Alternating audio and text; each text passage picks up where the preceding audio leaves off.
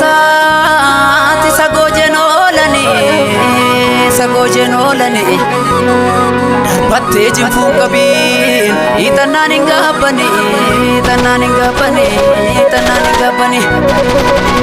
diinatti biyya baasu farda garmaamsee kaase abaabileen eeggate daangaa kaakayyuuf laate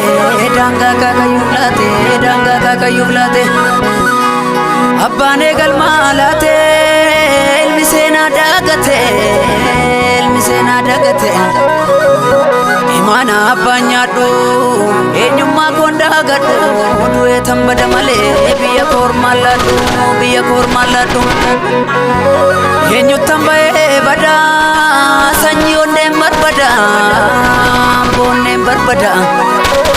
harka dhiigaana nyaadha maal abbaa koon gammada maala nyaadhee gabbadha maalan taa'ee taphadha tullumaan muuxatanii ilma dhalchuu yoomifi du'anii sin galanii ilma gamnaan kanaafi ajjeese adibatuufi booree abaafatu dhiira garaa yammaate haadha dhiiraa tiyyate imimmaan lakkuu haate dhiigatu hamburra yaa'e rasaasaa wala kaa'e hunduu biyyaaf falmata wareegame kaarubbuun silas duran oolanii waliif yoo birmatanii harkan kenneen kaakubba abashaan sirraa sirba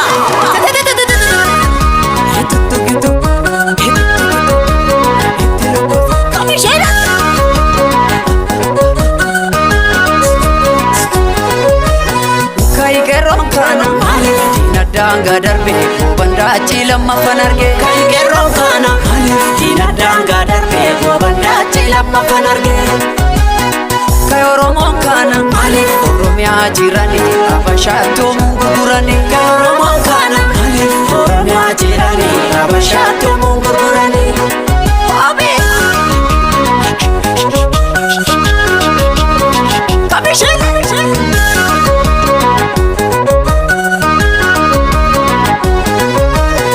Rabbi guddaan nu gargaare kana gaarraa geenye jaarraa dhibbaaf kan dandeenye kana namaan geenye abbaan farda soore beekutu farda soora beebulloo koo gannaa baasa diina gobbisa oola kayi qeerroon kana diina daangaa darbe banda achi lammaffan arge qeerroon kana diina daangaa darbe banda achi lammaffan arge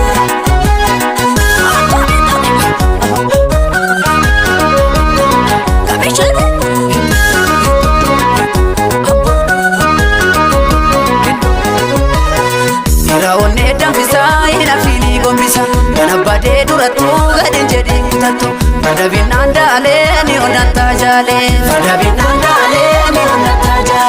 Addeessa kee muradhu hin jarjariin hubadhu Ergan sooree farda koo sirraan hafuudhu ako Mormi lolee jaalee ati raftaa jaalee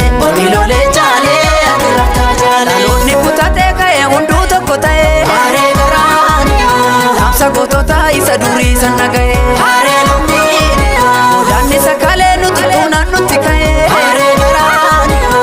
Barataan falmate karaa irratti ba'ee Haaree lammiini Raan namnus kalee har'a garaan nu dagatu Haaree garaani Seen harma muraati calankoo kan iyyatu Haaree lammiini Nama keenya Oromoo maaliif dagattu Haaree garaani Minilik faarfatti kun oolni kadhattu